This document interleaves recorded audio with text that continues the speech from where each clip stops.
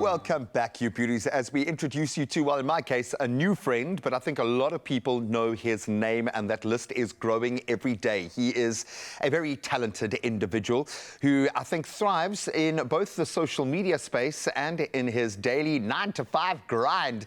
And in that job, he helps a lot of other people as well. Joining us right now is Lawrence CPT. He's a human resources manager by day and by profession, and a content creator extraordinaire by passion and purpose. So let's get a little sneak peek of what his content is all about.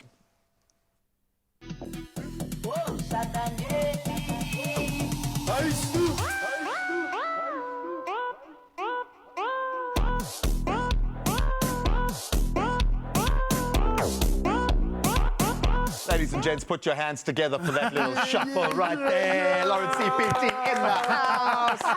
Thank you so much. Thank you. I'm so excited to be here. Yay, we are so happy to have you, my friend. Welcome. Yeah, bro, talk to me about you, because I struggle to describe you when people ask me, who's Lawrence? I'm like, is it Lawrence the TikTok guy? Is it Lawrence the guy that always dresses well? Lawrence the good-looking guy? How would you describe Lawrence right now? Yes, yes, and yes. All those, but I think the majority of South Africa knows me, or Cape Town specifically knows me as the daughter van die bunny. So that is like one of my characters I have on TikTok, and they really enjoy that content. So I'm known for that. That's the one. And I think it's also because you're known to really resonate with your audience. You bring out a bit of sass, a bit of wit, and a bit of humor that just lands so perfectly. You can't not engage in the content. And I wanted to ask, though, is that just you? Is that you just bring the natural you, or do you have to really put effort into bringing that persona out? 90% of the time it's naturally me, because I just he can't turn it off. Exactly.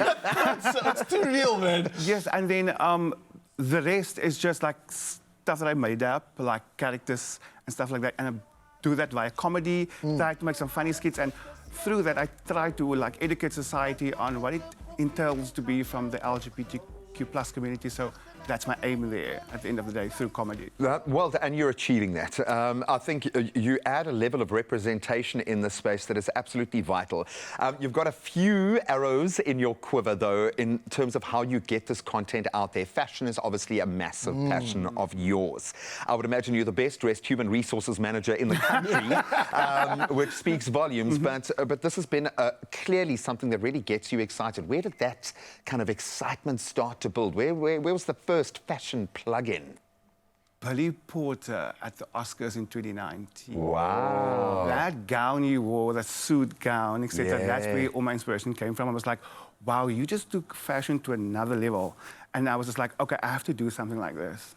You know, and he inspired me, etc. And then obviously all the people, like, I'm a huge Miss Universe fan, etc. Oh, just sorry, that outfit There for we me, go. Rose, that is an absolute win. Oh, That one right there is actually the one that was inspired by Billy Porter, but I wanted to do something different, have it like different look, and it came out like that. well, I actually got chills. I was gonna say, seeing it in person. I was like, wow, actually, something you had in your mind has been brought to life, and that was just like a wow moment. Who made that? Who constructed It's a that designer in Kraaifontein. Wow. It's a tailor, actually.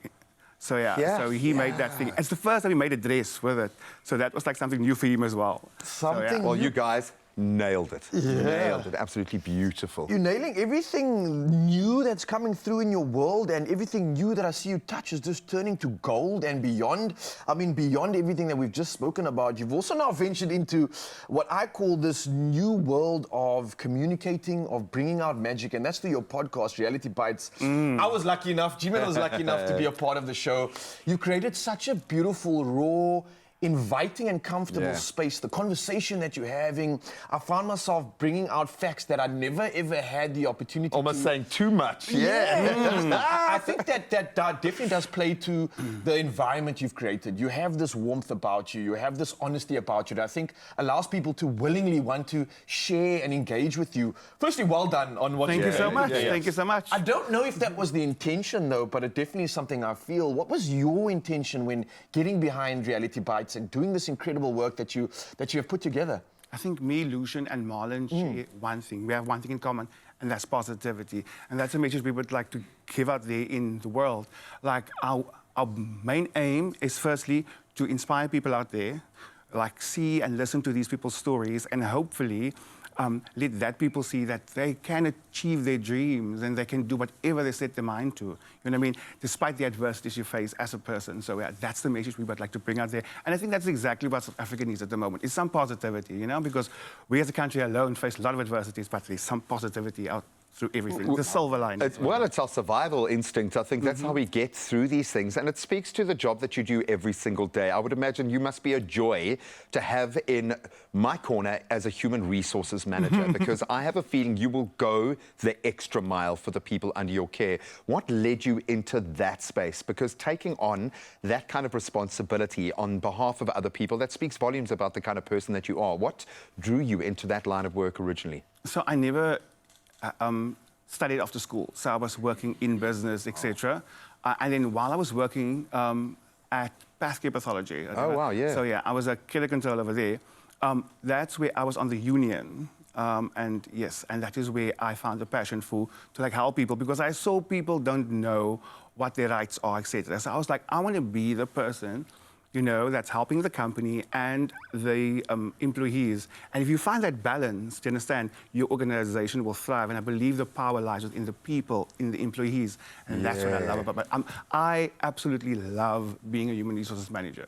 That's the most important resource we have, is the human capital. So thank you so much. Stick around, Guy, because we love having you in our space. Congratulations on everything that is. Your wave is kind of breaking at the moment in a big way. So embrace that as well, and take a moment every now and then to just enjoy it, because you've earned that right, my friend. But well done. Reality bites, and it bites hard. An incredible podcast that you do need to check out. So check out them on their socials, and of course you'll find all the platforms where you can go and download and plug in yourself. Of course, we had Marlon on the show yesterday. So diverse the way that they are, the angles that they come from, but an absolutely beautiful and safe place to have a great conversation.